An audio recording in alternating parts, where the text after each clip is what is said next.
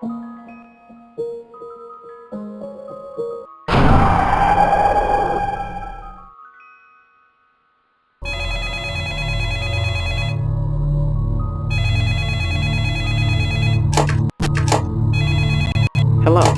Allow me to introduce myself.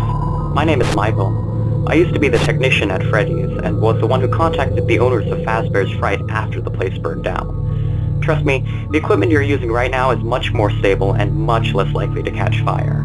Probably.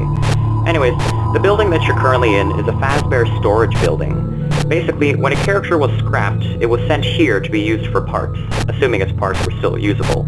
That's why all the animatronics we found in the building were partially dismantled. I'm still working on repairing them, so not all of them are working yet. I'll keep working on them as the week goes on. Now, we're unsure whether or not this will be the final building that the horror attraction takes place in, but while we're still searching for a new location, we need you to keep an eye on these robots. So, allow me to give you a rundown of what to expect. As you saw last time, the animatronics tend to wander. Fazbear Entertainment was aware of this, so a security system was already installed. You have a security surveillance tablet, just like last time, except this one isn't mounted to the wall. You can use this to monitor the security cameras mounted throughout the building. If the cameras turn to static, don't worry, they'll be online again shortly. The next thing you should know about is what to do when Freddy and his friends get a little bit too close for comfort. To your right, you have a second tablet that allows you to activate and deactivate 3 heaters, one for each entrance to the room you're in. If somebody is, let's say, on your right, turn on the right heater.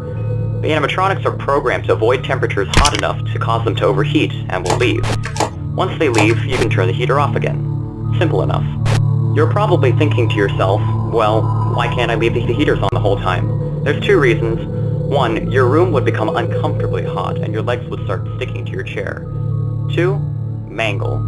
Mangle is that pink and white fox that you can see in the back room with the other characters.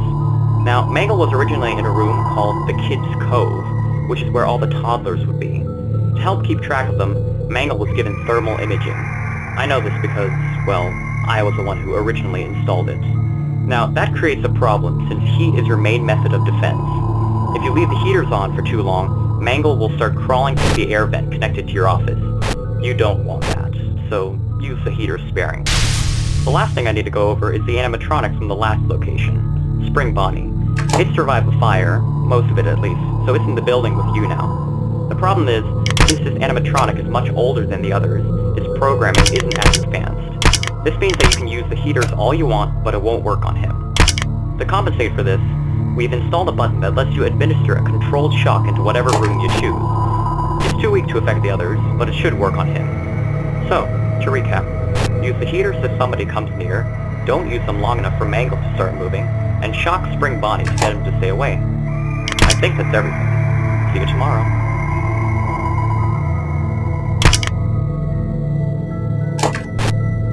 Fudeu.